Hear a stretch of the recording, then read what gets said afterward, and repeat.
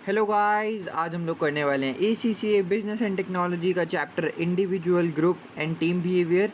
और अच्छा चैप्टर होने वाला है। थोड़ा बहुत आपको बेसिक जो चैप्टर में था वो अच्छे से पता होना चाहिए।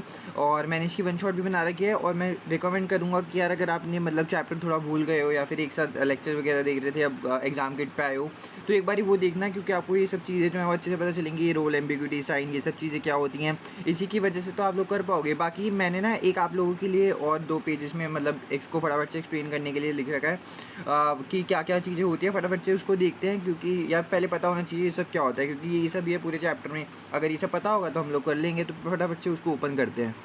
ओके, सो सबसे पहली बात हमारे पास आ जाती है एक रोल थ्योरी। रोल थ्योरी जो है वो हम लोगों को बताती है कि मतलब ये इसके अंदर 4 टाइप की चीज़ें आती है। देखो, एक रोल एम्बिग्यूटी आती है, रोल साइन आता है, रोल बिहेवियर आता है और रोल कॉन्फ्लिक्ट आता है। ठीक है, इसको एक्सप्लेन करते हैं। देखो, जैसे रोल एम्बिग्यूटी का मतलब हो गया कि कोई पर्सन है, उसको ये नहीं पता कि उससे क्या एक्सपेक्ट किया जा रहा है।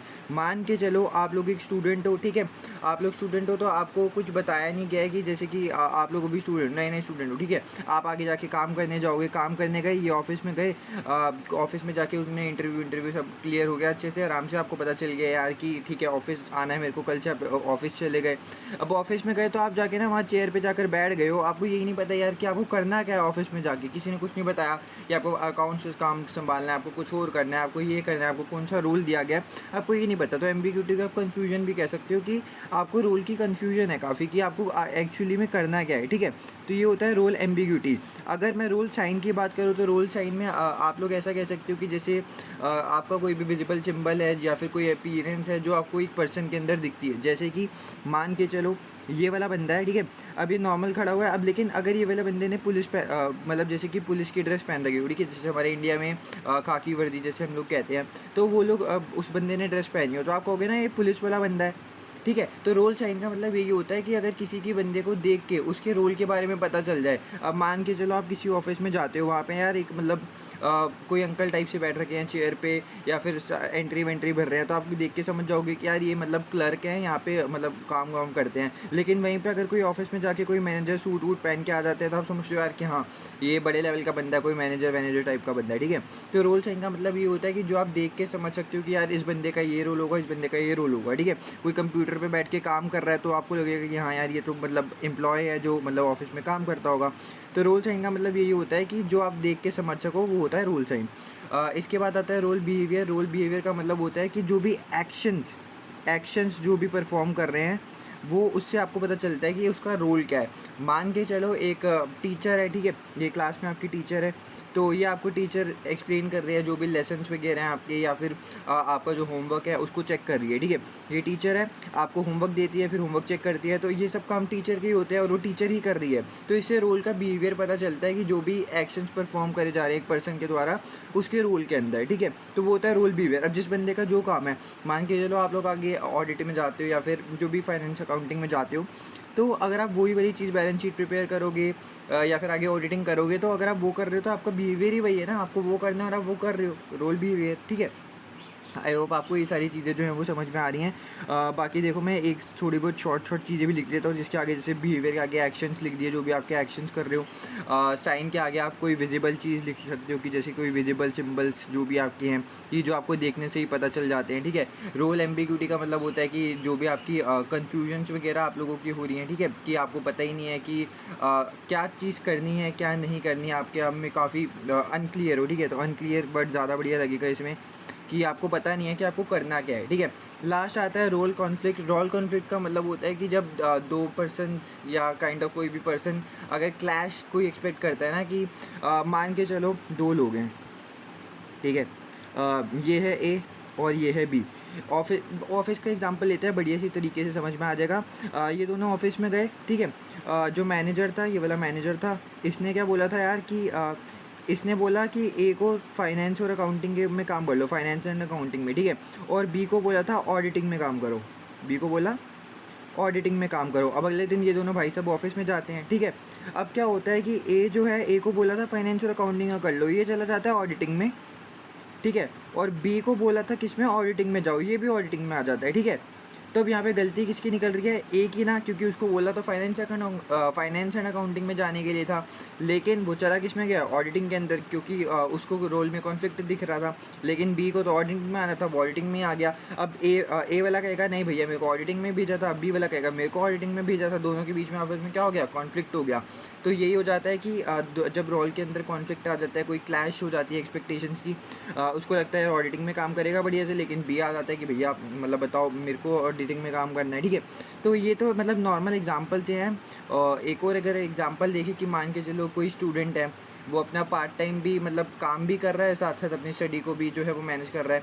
फिर दोनों रोल्स को मैनेज करते वक्त रोल के अंदर कॉन्फ्लिक्ट आ जाता है। उसको लगता है कि भाई देखो पढ़ूँ या फिर मैं अपना काम करूँ। अगर जैसे कि ये स्टूडेंट है, ठीक है, ये पहले तो जाएगा सुबह 9 to 6 या फिर 10 to 6 कुछ भी होगा, वो काम करके आएगा, फिर आके वो पढ़ाई करेगा। अब उसके रोल के अंदर कॉन्फ्लिक्ट है, या वो ऑफिस वाले टाइम को ज़्यादा टाइम दे, और अगर उसके बाद आएगा तो फिर उसके बाद वो पढ़ाई कैसे करेगा, ठीक है। तो ये भी रोल कॉन्फ्लिक्ट के अंदर आ गया। आई होप आपको रोल थ्योरी क्लियर है। इसके बाद हम बेल्बिन की रोल थ्योरी आती है।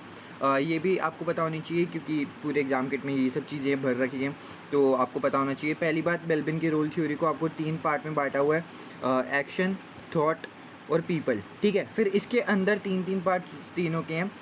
एक्शन ओरिएंटेड रोल थ्योरी के अंदर क्या होता है, इसके अंदर ज़्यादा फोकस करा जाता है कि चीज़ों को पूरा करा जाए, यानी कि focus on getting things done.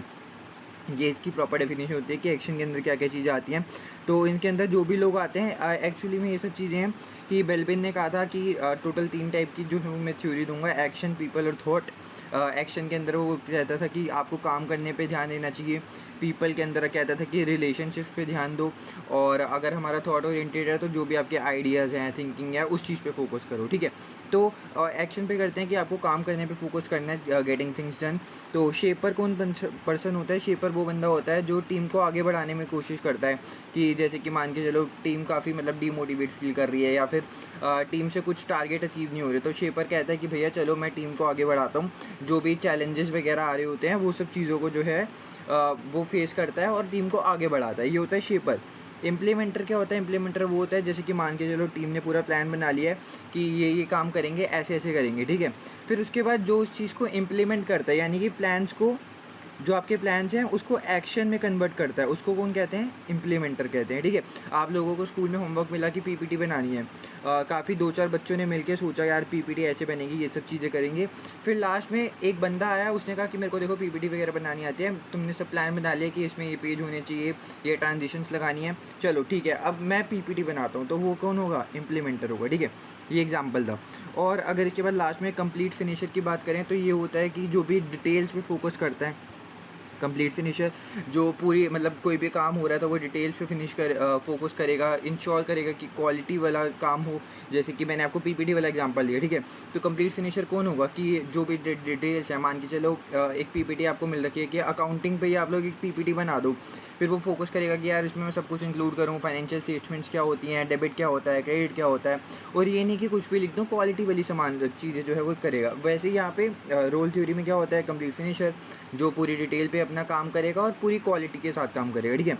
Action वाला ख़त्म होता है। इसके बाद हम पीपल वाले की बात कर लेते हैं। पीपल ओरिएंटेड रोल का मतलब मैंने आपको बताया जो रिलेशनशिप पे फोकस ज़्यादा करता है। तो कोऑर्डिनेटर कौन सा होता है, जो कि हमारी टीम को लीड करता है, जैसे कि आपकी पूरी टीम है उसको लीड करेगा और जो भी टास्क हैं उसको डेलीगेट करता है। मान के चलो ये जो है आपका कोऑर्डिनेटर है। अब इसने क्या करा है, पूरी टीम को लीड करा है। इसके अंदर जो है वो बहुत सारे लोग काम करते हैं, तो ये सबको बताता है यार कि मतलब ऐसे ऐसे करो, ये काम करो। फिर इसके बाद काफ़ी सारे काम भी होते हैं, तो बताता है कि यार ये वाला काम ए करेगा, ये वाला काम बी करेगा, ये वाला काम सी करेगा, ठीक है। तो कोऑर्डिनेटर वही होता है कि जो लीड करता है टीम को और टास्क को डेलीगेट करता है।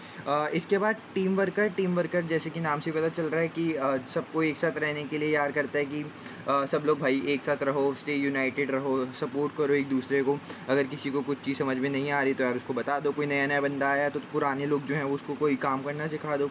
टीम वर्कर वही होता है जो मतलब टीम पे मेंटेनेंस रखे कि हाँ यार टीम रहनी चाहिए।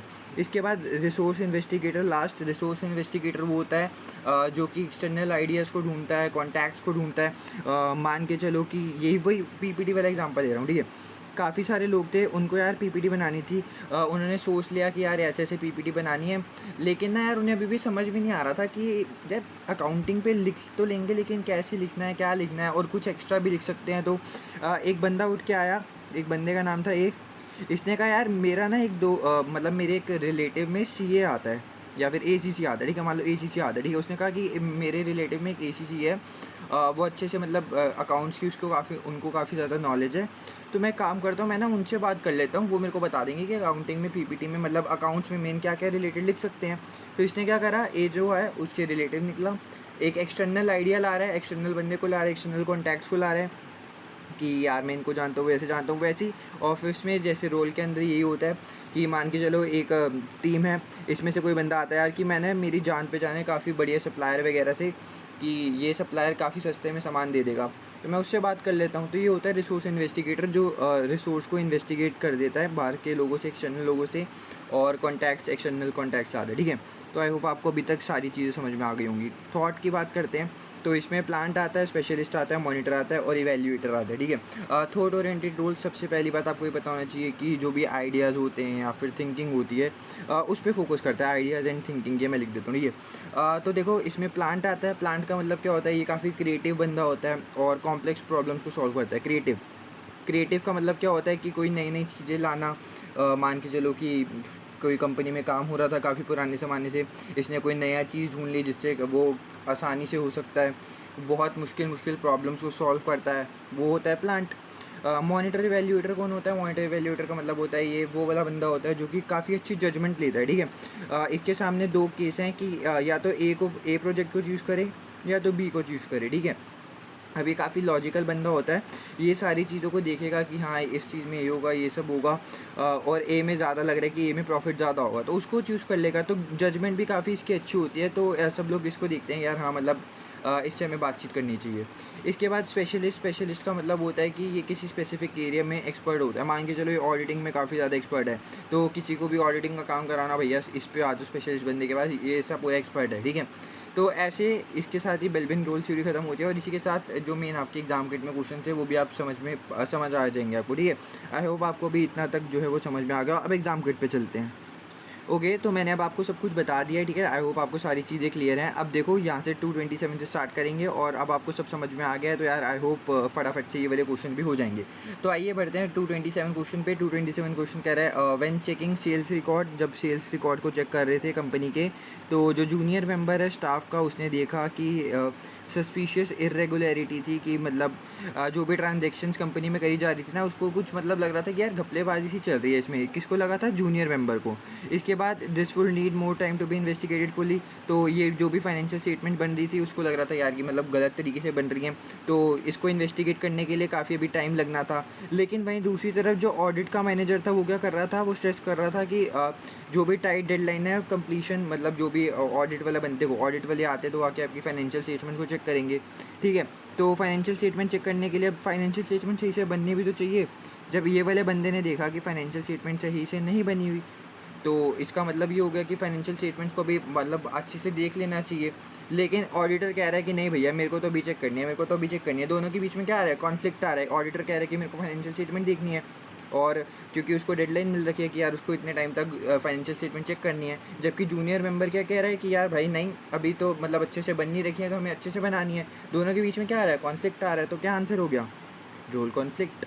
आगे चलते हैं 228 में देखो, waiters in a restaurant have been told, जो भी रेस्टोरेंट्स में वेटर होते हैं उनको बताया गया है कि उनको ब्लैक सूट और बो टाइज जो है वो लगानी है, ताकि वो इजीली आइडेंटिफाई कर सके कस्टमर से। तो कौन सा रोल है, मैंने आपको एग्जांपल दिया था, जैसे एक बंदे ने पुलिस की जो है पूरी ड्रेस पहन रखी है, तो उसको हम देखते ही पहचान लेते हैं। तो देखते ही पहचानने वाले को क्या कहते हैं, रोल साइंस, जिसको हमें मतलब बंदे को देख के पता चल जाता है यार कि हाँ ये वाला बंदा है। अब आप रेस्टोरेंट में जाओगे, कोई मतलब ऐसे ब्लैक सूट पहन के ब्लैक बो टाई लगा के रखा रहेगा, तो आप समझ जाओगे कि हाँ यार वेटर है, ठीक है। तो रोल साइंस हो गया। इसके बाद 229 में क्या कह रहे हैं, 229 में assertive behaviour often leads to conflict within an organisation. अब वही एजर्टिव बिहेवियर और एग्रेसिव बिहेवियर के बीच में इन्होंने थोड़ा गलत बात कर दी है। ये जो होता है वो एग्रेसिव बिहेवियर होता है, ये आपको मैंने तभी आपको बताया था कि एक बार रिकमेंड किया था कि एक बार वन शॉट भी देखो, उसमें सब बात हुई है। बाकी ये शायद से आप लोग पहले भी चैप्टर पढ़ चुके हो, ठीक है। बाकी देखो एजर्टिव बिहेवियर ये नहीं होता है। एजर्टिव बिहेवियर का मतलब क्या होता है कि आप ऑनेस्ट रहो, सीधा डायरेक्ट रहो, प्रोफेशनल कम्युनिकेशन जो है वो आप लोगों की रहनी चाहिए। ये सब चीज़ें होती हैं असर्टिव बिहेवियर के अंदर। जबकि ये जो है वो आपको एग्रेसिव बिहेवियर होता है, जिसके अंदर आप जिसकी वजह से आप लोगों के बीच में ना कॉन्फ्लिक्ट वगैरह आ जाता है कि लाइक कोई पर्सन के राइट को वॉयलेट कर दिया या फिर कोई कॉन्फ्लिक्ट एडिशनल ले आए, ठीक है। तो वो सब चीज़ें होती हैं एग्रेसिव बिहेवियर के अंदर, तो ये फॉल्स हो गया। इसके बाद individual usually join informal groups on a voluntary basis. सही बात है यार, इसमें बुरी बात क्या है? वॉलंटरी बेसिस, इसका मतलब क्या हो गया? मान के चलो आप लोग जैसे कभी स्कूल वूल गए होगे, ठीक है। तो इनफॉर्मल ग्रुप्स का मतलब क्या होता है? जो अपने आप से ही बातचीत कर लेते हैं। वॉलंटरी मतलब खुद से तुम जा रहे हो, ठीक है।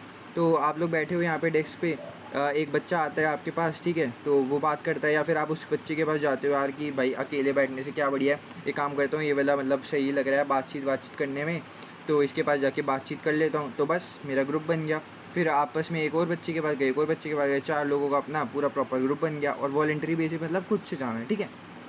तो ट्रू हो गया। आगे चलते हैं 230। Which of the following statement is correct with regards to difference between individual और टीम के बीच में कौन सी स्टेटमेंट करेक्ट है कि दोनों के बीच में डिफरेंस बता सकती है? टीम्स जो हैं वो tend to enjoy synergy. Synergies का मतलब आप मान लो कि जैसे ग्रुप वर्क टाइप ऑफ कह सकते हैं कि होता है हमारा, दोनों लोग मिलकर, जैसे कहते हैं ना 1+1 2 नहीं होता, 11 होता है, वैसे, ठीक है, कि जैसे टीम में काम करते हैं तो बढ़िया काम करते हैं। तो यहाँ पे लिखा है are team tend to enjoy synergies which can not be achieved by individual. Yes, सही बात है यार, एक अकेला काम कर रहा है और वहाँ पे एक और एक काम कर रहा है, तो वो 11 के बराबर है और ये एक ही है, ठीक है। ऐसी कहावत चलती आ रही है ना। तो यस, ये तो स्टेटमेंट सही है कि इंडिविजुअल से बढ़िया टीम जो है वो ज़्यादा बढ़िया करती है। तो बाकी सब मतलब गलत हो जाने चाहिए। अब देखो, teams tend to make decisions more rapidly. नहीं यार, टीम्स जो हैं वो थोड़ा लेट डिसीजन देती हैं। देखो, टीम के अंदर कितने सारे लोग होंगे, ठीक है, तो पहले ये अपनी कुछ सजेशन देगा, ये कुछ देगा, ये कुछ देगा, ये कुछ देगा, उसके बाद सबको डिसीजन को मद्देनज़र रख के फिर हम देखते हैं यार कि मतलब ये डिसीजन लिया जाए या फिर नहीं। जबकि इंडिविजुअल क्या होगा, उसने ये सोचा कि हाँ ये करना है, चलो उसने कर दिया, बस, ठीक है। इंडिविजुअल जल्दी लेते हैं, टीम्स लेट लेती हैं। इसके बाद individuals are less likely to make definite decisions and rely or compromise. ऐसा तो नहीं होता यार, कॉम्प्रोमाइज़ टीम वालों को ही करने पड़ते हैं। देखो टीम में, देखो वही मैंने बताया, 1 2 3 4 बंदे हैं, ये कह रहा है कि यार ये चीज़ होनी चाहिए और ये दोनों जो इसके साथ हैं, ठीक है, लेकिन ये वाला बंदा कहता है नहीं यार कुछ और चीज़ होनी चाहिए। अब बताओ, मेजॉरिटी जो है वो वोट्स किसको मिले हैं? इन तीनों को, मतलब जो मेजर बंदे हैं वो चाहते हैं कि ये वाली चीज़ हो, लेकिन अकेला बंदा चाहता है कि यार ये चीज़ ना हो। तो इसका मतलब अब इसका जो भी सजेशन है वो नहीं मानी जा रही, तो इसको कॉम्प्रोमाइज़ करना पड़ेगा, इसको भी इन्हीं की बात माननी पड़ेगी। जबकि इंडिविजुअल्स में ऐसा कुछ भी नहीं होता, ठीक है। आगे चलते हैं, डी ऑप्शन भी पढ़ लेते हैं। There are fewer controls in place when groups make decisions. नहीं यार, जब भी ग्रुप डिसीजन बनाते हैं तो कंट्रोल जो हैं वो काफ़ी ज़्यादा होते हैं, ठीक है। आगे चलते हैं 231। Manager in a business that has discovered that several of their employees meet after work. जैसे भी काम ख़त्म होता है तो काफ़ी लोग उसके एम्प्लॉयज़ जो हैं वो मिलते हैं सोशलाइज़ करने के लिए। वही हो गया यार, आप जॉब करके आ रहे हो, जॉब में मतलब जहाँ पे भी आप काम करते हो अकेले नहीं करते होगे, साथ साथ आपके लोग बैठे होते होंगे। प्लान बन गया यार कि भाई चलो आओ शाम में ऑफिस के बाद मिलते हैं, कुछ खाना पीना खाते हैं, ठीक है। तो बस वो सोशलाइज़ करने के लिए मिलते हैं, तो उसको would indicate that these employees are group. तो कौन सी स्टेटमेंट जो है वो आपको बताएगी कि ये जो है वो ग्रुप हैं, ना कि टीम। देखो, टीम हमेशा जो भी है टीम कब क्यों बनाई जाती है कि एक टारगेट है उसको अचीव किया जाए, ठीक है।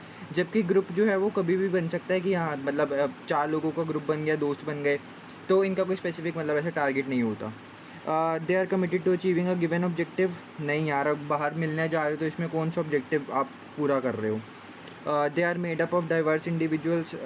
अगर मेड अप हैं तो इसमें ग्रुप और टीम में आपको डिफ्रेंशिएशन नहीं कर पाओगे। देखो, या तो ये ग्रुप भी हो सकता है या तो ये टीम भी हो सकती है ना, क्योंकि ग्रुप भी अलग अलग लोगों से मिलके बनता है। मान लो कोई हिंदू है, कोई मुस्लिम है, कोई मतलब जो भी जीसस वीसस को मानता है, तो मतलब डाइवर्स इंडिविजुअल से बन सकता है, ग्रुप भी बन सकता है, टीम भी बन सकता है। तो ये भी नहीं होगा, हमें बस कल ये बताना है कि कौन सा फीचर है ग्रुप का, ना कि टीम का, ठीक है। तो से sense of a group identity, तो ये भी ग्रुप की भी ग्रुप आइडेंटिटी होती है, टीम भी ग्रुप की तरह ही होता है। अब टीम में भी बंदे तो 4 ही होंगे ना, ग्रुप में भी वही 4 लोग ले लो, लेकिन टीम किस लिए बनाते हैं कि आपको गोल अचीव करना है, जबकि जो ग्रुप है वो ऐसे ही बन जाता है, उसका कोई गोल वोल नहीं होता। तो डी में देखो, their focus is mainly social in nature. Yes, मतलब वो मिलने के लिए देख रहे हैं और कोई उनका डिफाइंड गोल नहीं है, तो ये वाली स्टेटमेंट जो है वो सही हो जाएगी।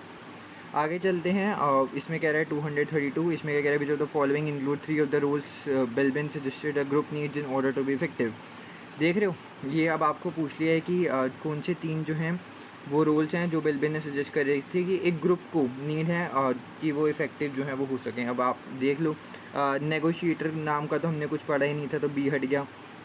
प्रोग्रेस चेज़र के नाम से भी नहीं पढ़ा था, डिप्लोमेट भी नहीं पढ़ा था, सी भी हट गया। फिनिशर, ब्लॉक रिमूवर, नेगोशिएटर, ये सब क्या ही ले रखा है, ठीक है। तो ए में देखो लीडरशिप और प्लांट, ये हम लोग पढ़ के आ चुके हैं, तो यस ए वाला जो है वो सही हो जाएगा। ये सब मैं आपको समझा चुका हूँ कि इसका मतलब क्या होता है।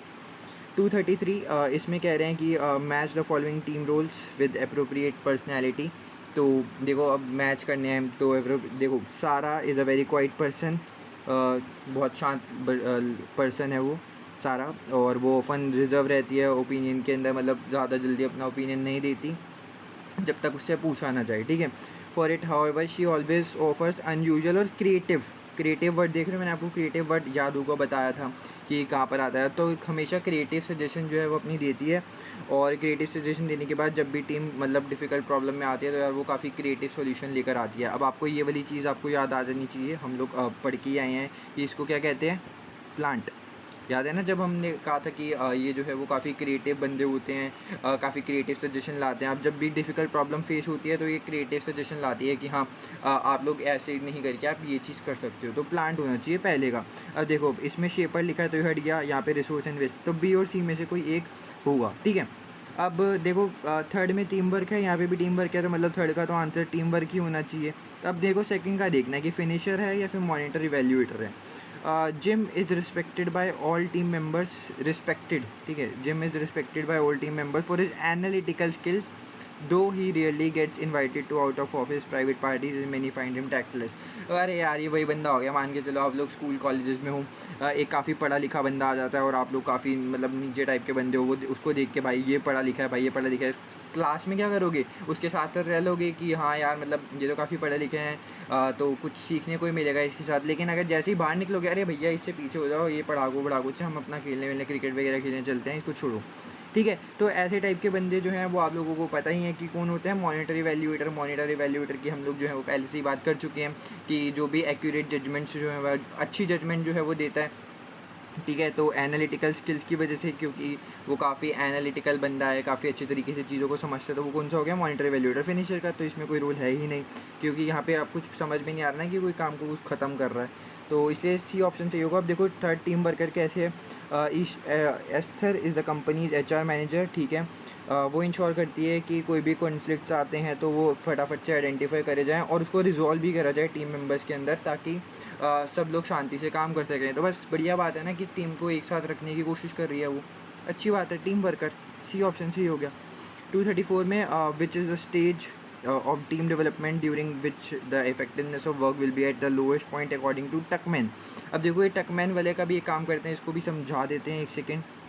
ओके, सो यहाँ पर आप देख सकते हो और टोटल 5 जो हैं वो आपको टाइप मिल जाएंगे टकमैन के, 5 स्टेजेस, जिस हिसाब से टीम डेवलप करते हैं कि टीम किस हिसाब से बनती है, ठीक है।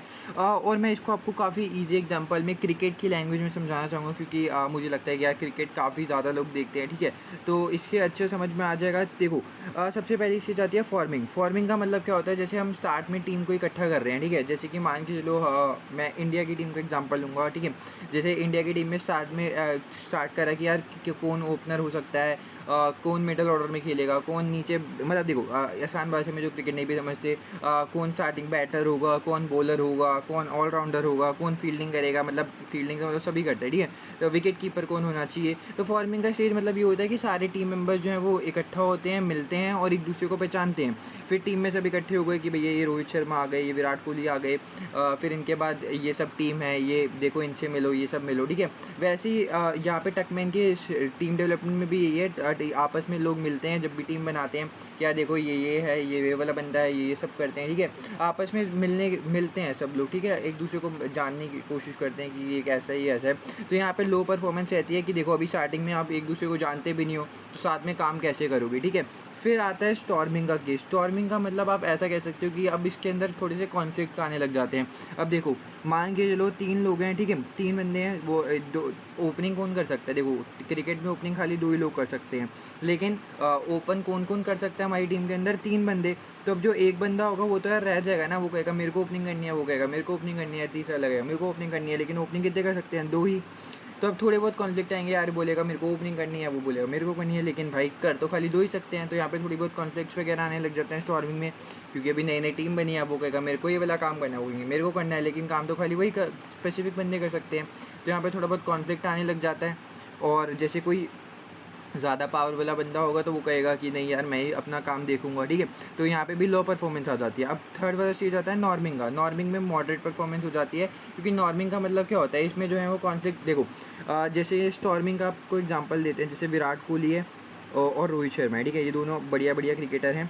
अब ये दोनों ने डिसाइड कर लिया है कि यार हम दोनों को ओपनिंग करनी है।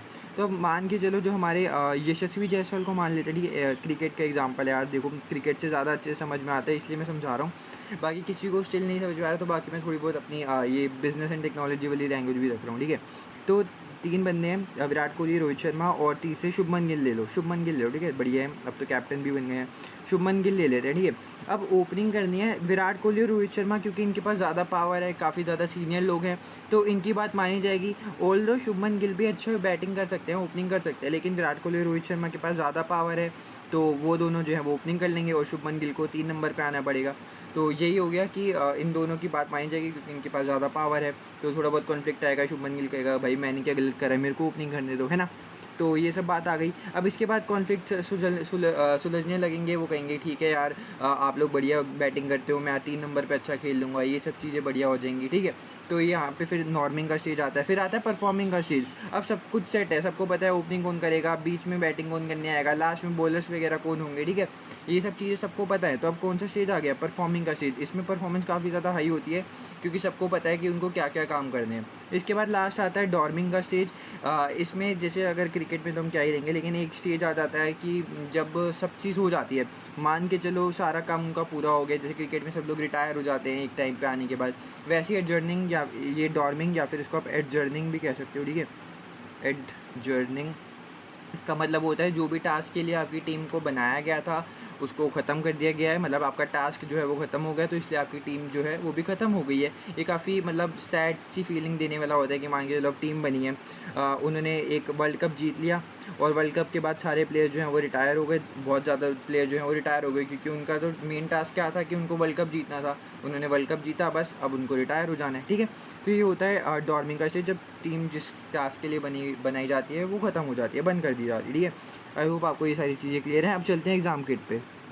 ओके, तो यहाँ पे देख सकते हो, अब यहाँ पे देखा है कि कौन सी इफेक्टिवनेस और वर्क में एक सेकेंड, कौन सी इफेक्टिवनेस और वर्क में जो एक टीम है लोएस्ट पॉइंट पे होगी अकॉर्डिंग टू टकमैन। हमने बात करी थी ना यार, देखो स्टॉर्मिंग के अंदर काफ़ी कॉन्फ्लिक्ट्स वगैरह आने लग जाते हैं, कॉन्फ्लिक्ट आते हैं आपस में कि क्या चीज़ करनी चाहिए, किसको क्या चीज़ करनी चाहिए, तो आपस में काफ़ी कॉन्फ्लिक्ट्स वगैरह आ जाते हैं, तो दिक्कत आ जाती है। तो इसी वजह से इफेक्टिवनेस और वर्क इसमें कम हो जाता है, क्योंकि आपस में काफ़ी कॉन्फ्लिक्ट होता है कि यार किसको क्या करना चाहिए, किसको नहीं करना चाहिए, ठीक है। तो स्टॉर्मिंग इसका सही आंसर हो जाएगा। इसके बाद फिफ्थ स्टेज आपको बात करी गई है, जो हमने लास्ट स्टेज बात करी थी ना कि डॉर्मिंग या जर्निंग, जब टीम का टास्क अचीव हो जाता है तो ख़त्म कर देते हैं टीम को, तो सी ऑप्शन डॉर्मिंग, ठीक है। 236 में आपको कह रहे हैं कि Jana manages a team of workers को मैनेज करती है अपने डिपार्टमेंट के अंदर। उसने recently sat in on a team meeting, वो रिसेंटली एक टीम मीटिंग में बैठी, which the team had started discussing which roles each team member will take on. तो इन्होंने मतलब बात शुरू करी है कि कौन सी बंदे को क्या क्या चीज़ करनी चाहिए, किसको ओपनिंग करना चाहिए, किसको मिडल ऑर्डर में रहना चाहिए, किसको बॉलिंग करनी चाहिए, बैटिंग बॉलिंग फील्डिंग, ठीक है। ऐसे टाइप में एग्जाम्पल है, ठीक है, एग्जाम्पल को समझो। तो अब ऐसा कौन सा स्टेज होता है, नॉर्मिंग, ठीक है। स्टॉर्मिंग में तो कॉन्फ्लिक्ट्स वगैरह चल रहे होते हैं, परफॉर्मिंग में जो है वो हम टीम इकट्ठी करते हैं, और फॉर्मिंग में इकट्ठी करते हैं, परफॉर्मिंग में तो टीम हमारी पूरी बन चुकी होती है, ठीक है। नॉर्मिंग ऐसी स्टेज होती है जब हम लोग सबके डिसाइड कर लेते हैं कि यार किसको क्या क्या काम करना है और कौन ओपनिंग करेगा, कौन ये सब चीज़ें करेगा, ठीक है। और अब मैं आपको ये सब चीज़ें बता चुका हूँ, तो आई होप आपको सब चीज़ों का मतलब भी पता होगा। इसके बाद 237, an investment bank has created a team of employees. एक इन्वेस्टमेंट बैंक ने टीम ऑफ एम्प्लॉयज़ बनाई है, पोटेंशियल को देखते हुए एक नए इन्वेस्टमेंट को। एक सीनियर मैनेजर उसने टोल किया है टीम को कि वो किस हिसाब से असेस किए जाएंगे, कि उनकी परफॉर्मेंस किस हिसाब से देखी जाएगी एज अ ग्रुप। मान के चलो एक ग्रुप है, 1 2 3 4 लोग हैं इसके अंदर, तो ये चारों लोगों का परफॉर्मेंस मान के चलो इनको सेल्स करनी थी 2.5 लाख की। तो एक बंदे को नहीं देखेंगे एक ने कितनी करी, 2 ने कितनी करी, वो पूरी टीम को देखेंगे, यार पूरी टीम ने 2.5 लाख की सेल करी है या फिर नहीं करी। तो अब आपको बताना है इसमें से कौन से रिस्क नहीं है बैंक का इस अप्रोच। देखो भाई, काफ़ी ऐसा नहीं करना चाहिए कि पूरी टीम को ग्रुप दे दो। अब जो एक बंदा है वो कहेगा मैं कुछ करता ही नहीं, बाकी 3-2.5 लाख अचीव कर लो, मेरे को कोई करने की ज़रूरत ही नहीं है, ठीक है। ऐसी काफ़ी रिस्क आ जाते हैं, तो आपको बताना है कौन सा रिस्क नहीं है। Lack of individual responsibility leads to group to make risky decision. ये सोचता है यार कि मेरे को काम करने की क्या ज़रूरत है। कोई सोचेगा कि यार पूरी टीम को काम करना है ना, अगर वो नहीं कर रहा तो मैं क्यों करूँ, ऐसे ठीक है। तो ये तो मतलब रिस्क होता है, आपको बताना है कौन सा रिस्क नहीं है। Some members may put in the little effort due to the lack of individual appraisal. Yes, अब वो देखो टीम के बेसिस पे ज्वाइन करेंगे, ठीक है, टीम को 2.5 लाख की सेल करनी है। अब कोई इंडिविजुअल डीमोटिवेट हो जाएंगे, काफ़ी कम एफर्ट डालेंगे कि यार टीम को 2.5 लाख करना है, टीम को ही अप्रेजल मिलेगी, मेरे को क्या मिलेगा, मेरे को तो कुछ नहीं मिलेगा ना। मैं जितना मर्जी एफर्ट डालूँ, अगर 2.5 लाख में से 2 लाख की सेल भी मैं कराता हूँ, लेकिन क्रेडिट किसको मिलेगा, पूरी टीम को। तो उसको थोड़ा वो कम एफर्ट डालेगा कि यार पूरी टीम को एफर्ट मिलना है, मेरे को थोड़े मिलना है। तो ये भी रिस्क है। तो आपको बताना कौन सा रिस्क नहीं है, तो ये भी गलत हो गया। Group members may agree to poor decisions merely to fit in with the group. इसका मतलब हो गया कि वो खाली देखेंगे कि हाँ बस ग्रुप के अंदर हमें काम करना है, तो बस ठीक है, थोड़ा बहुत बेकार से डिसीजन ले दो, हमें क्या फ़र्क पड़ता है। ग्रुप पे बात आनी है लास्ट में कि इनका ग्रुप अचीव नहीं कर पाया, मेरे पे अकेले पे थोड़े आएगी। तो ये भी रिस्क है, यानी कि डी ऑप्शन ही सही होना चाहिए। देखो डी ऑप्शन में क्या कह रहा है, द ग्रुप में have diverse backgrounds from with in the bank. हाँ, तो अलग अलग डाइवर्स बैकग्राउंड्स के हो सकते हैं, इसमें कोई रिस्क वाली बात थोड़ी है। हाँ, तो डी वाला ऑप्शन ही सही है, अलग अलग टाइप के लोग हो सकते हैं, इसमें कोई दिक्कत की बात नहीं है, ठीक है, बढ़िया बात है। 238 Louis is a manager of a project. Team का एक मैनेजर है लुइस। इसके कॉलीग जो हैं टीम में रिलाई करते हैं इसी के ऊपर, जो भी मतलब ये लुइस है, ठीक है। तो इसके अंदर काफ़ी सारे एम्प्लॉयज़ आते हैं और वो सारे एम्प्लॉयज़ इसी पे रिलाई करते हैं कि भैया यही हमारे सब चीज़ करते धरता है। और to read and check complex project documentation. Complex projects, ये बात याद रखना है कि कॉम्प्लेक्स काम को सॉल्व करते हैं, हम लोग पढ़ चुके हैं ये सब, ठीक है। कॉम्प्लेक्स चीज़ आ गई, तो अब मेरे को कॉम्प्लेक्स पढ़ के वैसे तो आंसर पता चल जा रहा है, बट चलिए बाकी भी पढ़ते हैं। इसके बाद कह रहा है कि लुइस कीन आई रखता है, मतलब गहरी नज़र से देखता है कि यार क्या क्या डिटेल होनी चाहिए, डिटेल, और आइडेंटिफाई करता है जो कोई भी माइनस डिटेल्स, देखो डिटेल्स पे फोकस करता है, ये बात याद रखो। और and that others miss but may be of significance, की बाकी लोगों को कुछ समझ में नहीं आया लेकिन वो ज़रूरत की बात हो, ठीक है। Despite this diligent approach, Louis हमेशा अपनी डेडलाइंस को मीट करता है भाई। इसके बाद आपको लगता है कि पढ़ने की ज़रूरत है। देखो जो भी सारी चीज़ें ये बातें बता रहे हैं ना, ये सब हम लोगों ने एक ही वर्ड में पढ़ी थी, जो कि था कंप्लीट फिनिशर, जो कि डेडलाइंस को मीट करने के लिए देखता था, काफ़ी डिटेल रहता था, कॉम्प्लेक्स प्रोजेक्ट्स को सॉल्व करता था। यही सब तो कंप्लीट फिनिशर की जो है वो खूबियाँ थी, यही सब तो हम बात करते थे आ रहे थे, ठीक है। बाकी देख लो, however some of Louis colleagues feel frustrated when he refuses to involve others. तो कभी कभार इसके कॉलीग जो हैं वो फ्रस्ट्रेटेड फील करते हैं, क्योंकि वो खाली अपने आप में ही काम करने को देखता है, बाकी लोगों को नहीं देखता साथ में। He can hold up progress as he will not agree to the team signing of project documents until all his concerns are fully discussed. जब तक उसको नहीं लगता कि यार ये वाला काम सही से नहीं हुआ, वो तब तक चीज़ें नहीं करेगा। तो यस, बढ़िया बात है, ये पूरे कंप्लीट फिनिशर की बातें हमने बात करी है, ठीक है। तो इसका आंसर भी हो जाएगा कंप्लीट फिनिशर। लास्ट क्वेश्चन इस चैप्टर का 239, इसमें क्या कह रहा है, which two of the following are key aspects of successful team as defined by Peters and Waterman. के हिसाब से जो उसने सक्सेसफुल टीम्स का जो है वो डेफिनेशन कह सकते हो, तो कौन सी थी। Team should be relatively small. Yes भाई, पीटर और वाटरमैन ने क्या बोला था कि यार टीम को जो है वो काफ़ी छोटा रहना चाहिए, ज़्यादा बड़ी टीम होगी तो काफ़ी दिक्कत परेशानी की बात आएगी। और बी ऑप्शन में membership of the team should be voluntary. Yes, ये भी सही बात है। देखो पीटर और वाटरमैन ने मेन बात क्या क्या कही थी, कि उन्होंने कहा था कि टीम को खाली एक टास्क के अचीव करने के लिए रहना चाहिए, कि जैसे मान के चलो ये टास्क है आपको कि सेल्स करनी है 2.5 लाख की, 2.5 लाख की सेल्स करनी है, आपने 3-4 लोगों को उठा लिया, पकड़ लिया और इनको बोलो कि यार 2.5 लाख की सेल्स अचीव करके दे। इन्होंने 2.5 लाख की सेल्स अचीव करी, बस टीम को ख़त्म कर दो। ये इस टाइप की टीम जो है वो कह रहे थे कि बनाने के लिए कोई इनफॉर्मल टीम बना दो, कि कोई से भी उठाओ, कोई कहीं किसी भी डिपार्टमेंट से इनफॉर्मल टीम बना दो कि आपस में वो अच्छे से बातचीत वगैरह भी कर सकें, वॉलंटरी आ जाए। तो ये सब चीज़ें पीटरसन वाटरमैन ने बताई थी, तो ए और बी सही है। सी में देखो successful team should be given a wide range of task in the long term. नहीं, इनके हिसाब से जो था वो शॉर्ट टर्म की चीज़ें थी कि छोटे टाइम के लिए जैसे टास्क जब भी कंप्लीट हुआ बस ख़त्म कर दो, लंबे टाइम के लिए मत बनाओ। डी में कह रहा है there should be a formal well structure. नहीं, फॉर्मल नहीं भाई, इनफॉर्मल जो है वो बात होनी चाहिए टीम के अंदर। ये ऐसा किसका कहना था? पीटर्स और वाटरमैन का।